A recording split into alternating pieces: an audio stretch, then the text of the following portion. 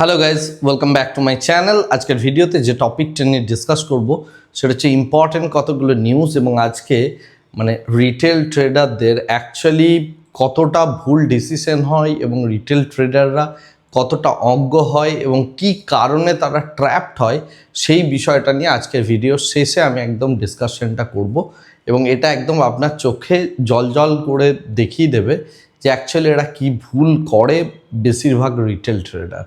ওকে, যাই হোক, তো সেই সমস্ত বিষয়গুলো নিয়ে আজকের ডিসকাশনটা করব। বাট তার আগে আজকের মার্কেটটাকে আমরা একটু দেখে নিই। বাট সবার আগে যেটা ইম্পর্টেন্ট জায়গা সেটা হচ্ছে আজকের মার্কেটের মধ্যে আমরা একটা স্লাইড লেভেল অফ ভোলাটিলিটি দেখলাম। কিছুটা পরিমাণ মার্কেট ডাউনে যাওয়ার পর হঠাৎ করে শুট আপ করলো। এই শুট আপটার বিহাইন্ডে যে মেইন রিজনটা রয়েছে সেটা হচ্ছে এই নিউজটা, অর্থাৎ দুটো চাইনিজ যে জাহাজ রয়েছে তারা এবং সাউথ কোরিয়ান কিছু ভেসেল তারা স্ট্রেট অফ হরমুজ থেকে বেরিয়ে আসতে পেরেছে এবং সেটাকে ইরান অ্যাকচুয়ালি অ্যালাউ করেছে এবং এইটা অ্যাকচুয়ালি টোটাল যে অয়েল মার্কেট রয়েছে তার উপর একটা পজিটিভিটি নিয়ে আসছে এবং এই যে পজিটিভিটিটা অর্থাৎ এক্ষেত্রে যেটা বোঝা যাচ্ছে যে স্ট্রেট অফ হরমুজের মধ্যে দিয়ে বিভিন্ন ভেসেলগুলো হয়তো আগামী দিনে পাস করবে। এই যে অ্যান্টিসিপেশন থেকে আজকের ডেটে অয়েল প্রাইস ফল করেছে এবং যে কারণে আমরা আমাদের মার্কেটের মধ্যে একটা slide level of shoot up দেখতে পেলাম, রাইট? তো এটা হচ্ছে আজকের মার্কেটটার বাউন্স করার পিছনে কারণ এবং আমাদের মার্কেটটা যে রেঞ্জটা আমরা গতকাল ডিসকাশন করেছিলাম এখানে ওপেন ইন্টারেস্ট দেখে এক্স্যাক্ট সেই রেঞ্জের মধ্যেই রয়েছে, অর্থাৎ শর্ট টার্মের যে রেঞ্জটা সেটার মধ্যে কোনো রকম ব্রেক দেখলাম না এবং সেই অনুযায়ী যদি দেখা হয় অ্যানালিসিস ওয়াইজ তাহলে আমরা ওই জায়গাতেই কিন্তু স্ট্রাইক প্রাইসগুলোকে লক্ষ্য করলাম। এনিওয়ে, তো সেই কারণে মার্কেটের মধ্যে টোটাল একটা ফ্ল্যাট স্ট্রাকচার রয়েছে, ভিক্স স্লাইডলি ডাউন। সব থেকে ইম্পর্টেন্ট জায়গা আমাদের ইউএসডি আইএনআর, সেটা কিন্তু ধীরে ধীরে এবার 97-এর কাছাকাছি জায়গায় যাচ্ছে। তো আগামী দিনে এই জায়গাটা অ্যাকচুয়ালি ইন্ডিয়ার জন্য বেশ ভালো রকমের একটা পেইনফুল জায়গা হয়ে দাঁড়াচ্ছে। এছাড়া পুরো গ্লোবাল মার্কেট পার্সপেক্টিভ থেকে সমস্ত অ্যাসেট ক্লাসগুলোই প্রায় ফ্ল্যাট আছে। এরপরে আমরা যদি টোটাল এই যে অ্যাডভান্স এবং ডিক্লাইন দেখি মোটামুটি 50%-এর মতো অ্যাডভান্স অ্যান্ড ডিক্লাইন দেখতে পাচ্ছি এবং এই যে 5টা শেয়ার বা স্টক রয়েছে সেই সমস্ত স্টকগুলো আজকের ডেটে দেখতে গেলে টপ গেনার, আর এই দিকে যে 5টা স্টক রয়েছে এগুলো হচ্ছে টপ লুজারের মধ্যে রয়েছে আজকের ডেটে। নিফটি 50 পার্সপেক্টিভ থেকে যদি কথা বলা হয় তাহলে রিলায়েন্স ইন্ডাস্ট্রিজ, এই যে অয়েল প্রাইসের এই যে নিউজটা এলো, তো সেই কারণে রিলায়েন্স ইন্ডাস্ট্রিজ কিছুটা পরিমাণ আপ এবং এর সাথেও রিলায়েন্সের মধ্যে বিভিন্ন রকমের ঘটনাগুলো ঘটছে। তাদের যে জিওর যে শেয়ারটা রয়েছে অর্থাৎ জিওর তারা আইপিও আনবো ভেবেছিল, সেই জায়গাটাকেও রিলায়েন্স আপাতত স্টপ করেছে। এনিওয়েজ, তো এছাড়া বাজাজ ফাইন্যান্সের মধ্যে আমরা একটা বৃদ্ধি দেখতে পাচ্ছি, জিও ফাইন্যান্সের মধ্যে দেখতে পাচ্ছি, বাজাজ ফিনসার্ভ, এই সমস্ত শেয়ারগুলো আজকের ডেটে পজিটিভ। মেনলি যেটা দেখতে পাচ্ছি সেটা হচ্ছে নিফটি পার্সপেক্টিভ থেকে যদি আমরা ওভারঅল বিচার করি সমস্ত কিছুই মোটামুটিভাবে দেখতে গেলে আজকের ডেটে ফ্ল্যাট ছিল এবং তার সাথে কেবলমাত্র অয়েল অ্যান্ড গ্যাসের যে সেগমেন্টটা রয়েছে সেটাই একমাত্র আজকের ডেটে বেড়েছে। বাকি সমস্ত শেয়ারগুলো আজকের ডেটে কিন্তু মোটামুটিভাবে সমস্ত যে সেক্টর সব কিছুই ফ্ল্যাট রয়েছে। গ্লোবাল মার্কেট পার্সপেক্টিভ থেকে যদি দেখি মার্কেট পুরোপুরিভাবে ফ্ল্যাট, গ্লোবালি সমস্ত মার্কেটগুলো এবং তাদের ফিউচার্স সব কিছুই ফ্ল্যাট স্টেজের মধ্যে রয়েছে। যে কথাটা আমি বলছিলাম যে অয়েল প্রাইসের মধ্যে আমরা একটা ভালো রকমের ডাউনফল দেখতে পেয়েছি, যেটা কিন্তু এখানে সম্পূর্ণভাবে রয়েছে, কিন্তু এই মুহূর্তে আনসার্টেনটি একদমই যায়নি।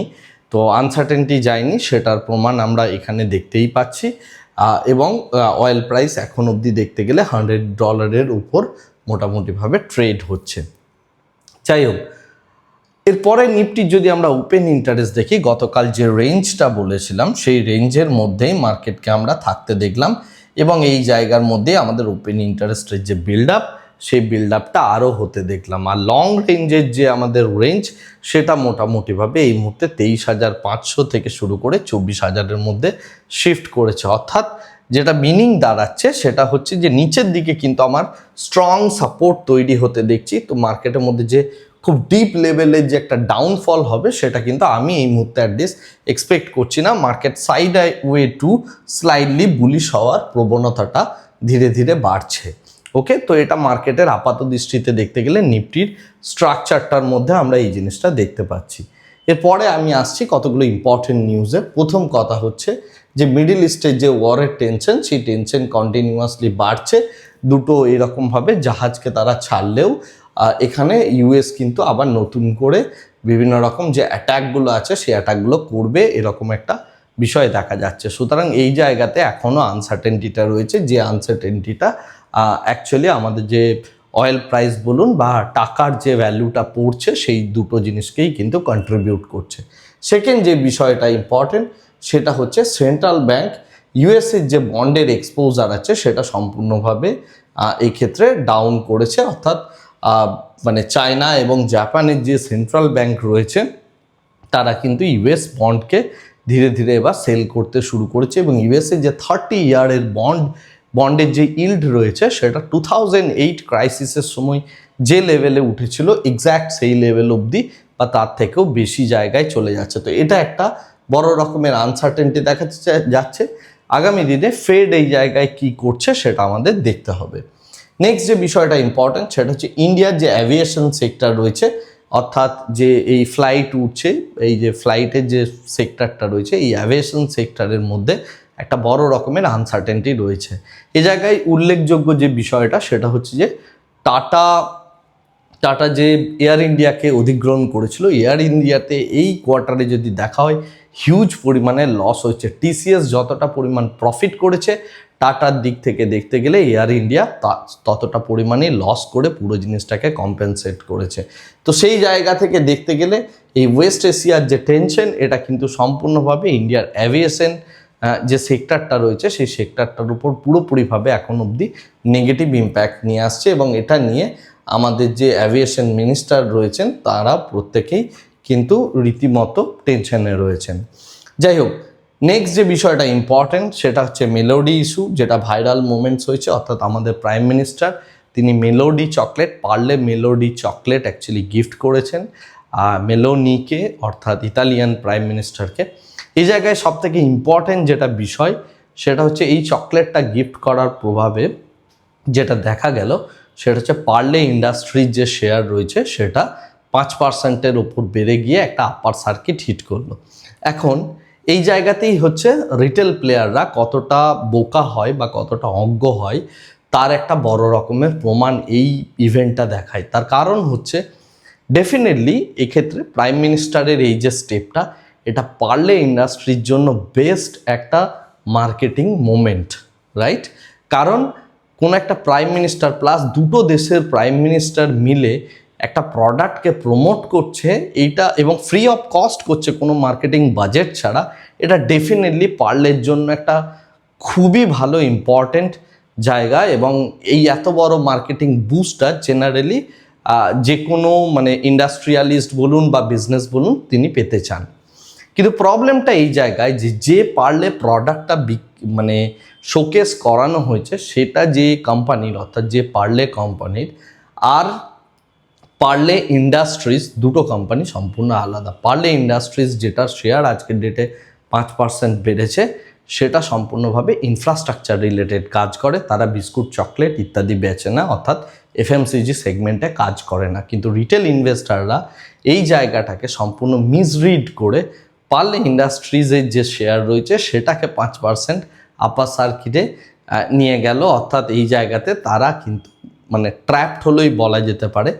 যদিও এটা খুব ছোট শেয়ার একটা, পার্লে ইন্ডাস্ট্রিজের শেয়ার 2008-এ লিস্ট হয়েছিল 2000 টাকার কাছাকাছি, আজকের ডেটে সেটা মানে পতন হতে হতে 5 টাকায় এসে ঠেকেছে। তো এই পার্লে ইন্ডাস্ট্রিজ আর রিয়েল যে পার্লে দুটোর কিন্তু গল্প আলাদা, দুটো সম্পূর্ণভাবে আলাদা কোম্পানি, রাইট? তো এটা প্রুফ করে যে হাফ নলেজ কতটা পরিমাণ ক্ষতিগ্রস্ততার জায়গায় আসতে পারে, রাইট? তো সুতরাং এই টাইপের মিসলিডিং ইনফরমেশনগুলোকে একদমই ক্যারি করবেন না। যদি আপনি ট্রেডার হন, কারেক্ট ইনফরমেশনের দিকে যান, কারেক্ট জিনিসটাকে অ্যাকসেপ্ট করে নিজের মতো করে ট্রেডিং সিস্টেম নিয়ে ট্রেড করুন, ডেফিনেটলি আপনি পয়সা বানাবেন।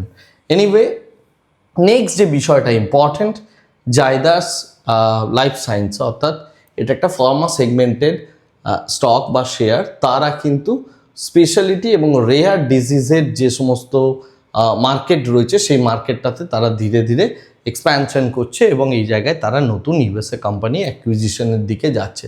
সুতরাং জাইডাস লাইফ সায়েন্সের দিকে আমাদের নজর রাখতে হবে। এটার মধ্যে একটা medium term to short term to medium term একটা র্যালির জায়গায় আসার প্রবণতা রয়েছে, কারণ তারা ধীরে ধীরে নিজেদেরকে এবার আস্তে আস্তে ক্যান্সার বা বিভিন্ন রকম যে রেয়ার ডিজিজ রয়েছে সেই টাইপের ডিজিজগুলো, অর্থাৎ অঙ্কোলজি ডিপার্টমেন্ট থেকে শুরু করে বিভিন্ন রেয়ার ডিজিজের যে সমস্ত থেরাপিগুলো হয় সেই জায়গাতে তারা 166 মিলিয়নের একটা অ্যাকুইজিশন করছে এবং এই অ্যাকুইজিশনটা তাদের বিজনেসটাকে আগামী দিনে মডিফাই করবে।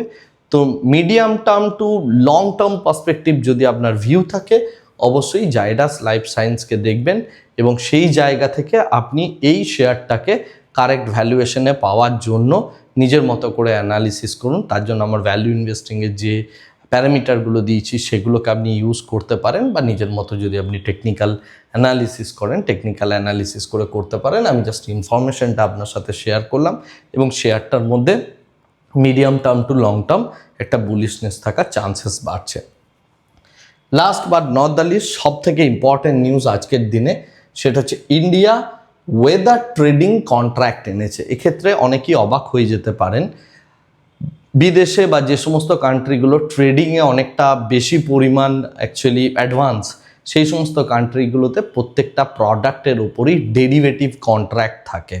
তো এক্ষেত্রে ইন্ডিয়া ধীরে ধীরে ধীরে ধীরে যেহেতু আমাদের মার্কেট সাইজ বাড়ছে এবং সমস্ত কিছু বাড়ছে, তাই বিভিন্ন বিজনেসম্যানদের জন্য বিশেষ করে যে সমস্ত বিজনেস সেগমেন্টগুলো হয় অ্যাকচুয়ালি, ফর এক্সাম্পল আপনার এগ্রিকালচার, ইন্স্যুরেন্স, পাওয়ার, লজিস্টিক্স এবং তার সাথে বিভিন্ন রকমের কমোডিটি যে বিজনেসগুলো হয়, এই সেগমেন্টগুলো ডাইরেক্টলি ওয়েদারের সাথে ডিপেন্ড করে এইগুলোর প্রাইসের মধ্যে একটা মোমেন্ট লক্ষ্য করা যায়। তাই এই যে সেগমেন্টগুলো আছে, এই প্রত্যেকটা সেগমেন্টের মধ্যে অ্যাকচুয়ালি যারা বিজনেস করেন তাদের হেজিংয়ের জন্য ওয়েদারকে যদি আমরা একটা হেজিং কন্ট্রাক্ট হিসাবে পাই তাহলে বিজনেসম্যানদের সুবিধা হয়। তাই সেই কারণে সেবি এই বিষয়টাতে অ্যাপ্রুভ করেছে। নেক্সট আমরা একটা নতুন কন্ট্রাক্ট দেখতে পাবো এবং এই কন্ট্রাক্টটা আসছে ন্যাশনাল কমোডিটি অ্যান্ড ডেরিভেটিভ এক্সচেঞ্জের মধ্যে এবং সেই ক্ষেত্রে এই ওয়েদার কন্ট্রাক্ট যেটা আসছে সেটা রেইন মুম্বাই নামের একটা কন্ট্রাক্ট এরপর থেকে আসছে, যেটা হয়তো মান্থলি এবং কোয়ার্টারলি কন্ট্রাক্ট হতে চলেছে অ্যান্ড ইয়ারলি। তো এই কন্ট্রাক্টের ওপর বেস করে বিভিন্ন বিজনেসম্যানরা তারা হেজিং করবেন যাতে ইন্ডিয়ার মধ্যে বিজনেসকে আরও ভালোভাবে গ্রো করানো যায়। তার জন্য এটা একটা ইম্পর্টেন্ট পদক্ষেপ। যারা রিটেল ট্রেডার আছেন ডেফিনেটলি হয়তো পরে আমরা জানতে পারবো এখানে আমরা পার্টিসিপেট করতে পারবো কিনা, ডেফিনেটলি করা উচিত, কিন্তু সেক্ষেত্রে আপনার ইন্ডাস্ট্রি নলেজ, এক্সপিরিয়েন্স এবং ওয়েদারের নলেজ থাকাটা খুবই জরুরি। এনিওয়েজ, আজকের ভিডিওটাকে আর এর থেকে বেশি দীর্ঘায়িত করছি না। আজকের ভিডিও থেকে আশা করি আপনি সমস্ত বিষয়গুলো সম্পর্কে জানতে পারলেন, মার্কেটে কি চলছে না চলছে। আজকের ভিডিওটাকে আর দীর্ঘায়িত করছি না, এই জায়গাতেই স্টপ করছি। Thank you very much, bye bye, tata.